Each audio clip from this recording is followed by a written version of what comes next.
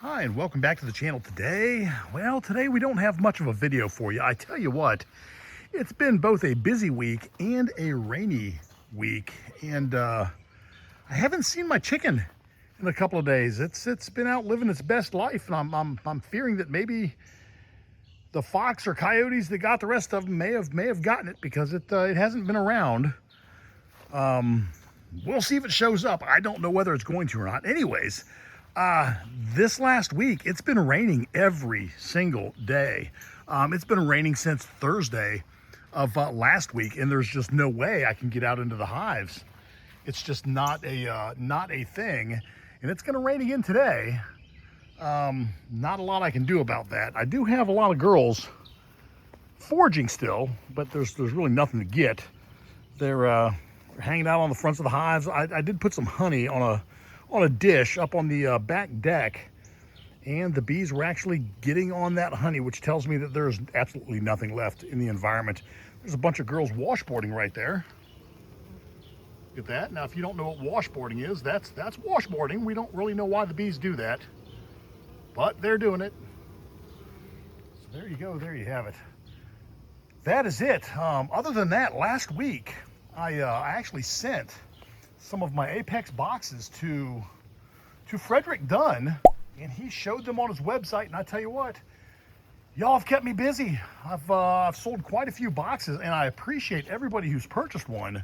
But I've been down in the shop every day after work, and I mean, I spent the holiday weekend. Everybody was doing their thing for 4 days and barbecuing. I was working all 4 days, probably 15 hours a day, just to keep up. So there you go, there you have it. I want to tell everybody thank you who's gone to bugfarmerbees.com and ordered a deep or medium Apex box or a deep or medium HiveWorks, and all the folks who have been buying the bucket feeders and all the other beekeeping supplies that I have on bugfarmerbees.com. Thank you very, very much. I really appreciate it, and I'm doing everything I can to get the orders out.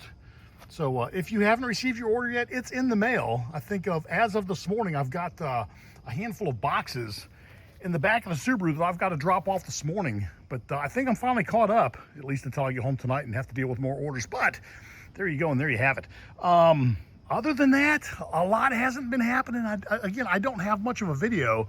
I do have some footage of a honey cart that I built, and I didn't speak or anything during the footage, but I recorded myself building this honey cart, which allows me to actually hook my Bug Farmer AccuFill 1000 honey bottling system to the bottom of a stainless steel pot, and basically keep the entire filling system charged with honey all the time. Keep it basically a closed system, because I don't know if you've used a bottler or not, but the problem with bottlers is, well, the problem is they're great. I mean, I'll tell you that. It's a lot better than a bucket and a honey gate. And if you're bottling a lot of honey, you need to get a bottler. But cleaning them out is a pain in the patookus. Is a patookus a thing? I think it might be. But cleaning out the bottling system is really a pain in the butt. So it's better if you can actually leave it charged with honey. And it's a closed system, so as long as you have honey in it, it's no different than having honey in a bucket. You don't really have to clean it out. It just kind of sits there and does its thing and waits for you to bottle some more. So that's what I built with a stainless steel cart that I had purchased, and a stainless steel deep turkey frying pot. Anyways, I made my own. Hey, what was that?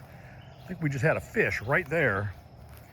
And I really need to get down here and go fishing. I've not been fishing down here in forever and a day. I mean, probably 2 years. I did catch a monster bass back there in that cove. I call that Bass Cove over there. Caught a monster bass. I think it was like 10 pounds, 4 ounces or something like that. Big fish. I've actually got it skin mounted in the house. And it looks like my plums over here are starting to do their thing. Look at that. We've got some plums growing there. I love it. I have to keep these trees wrapped with wire because the beavers will destroy them. The beavers have actually taken out a couple of my trees. Oh, this right here, that right there, that right there, and that right there, those are milkweed plants from Vino Farms. Jim at Vino Farms sent these to me years ago, and I planted a lot of seed out here, and these are the only ones that actually took. So there you go. I do have some milkweed, hopefully to feed some monarch butterflies as they migrate. And I've also got some I've got some raspberries here. Got some razzleberries. Love it. Makes me very, very happy. That way we can forage in the yard when we're mowing. But back to the beaver. I've actually got to rewrap this tree because that looks like the wire is coming off of it. But I had multiple trees out here. The beaver actually chewed down 2 apple trees, a peach tree, and a plum tree. So there you go. The beavers are terrible around here, and they've actually built a dam over on that side of the lake. So there you go, there you have it. Anyways, with all that said, let's just get into the video. I'll show you what that cart is that I built.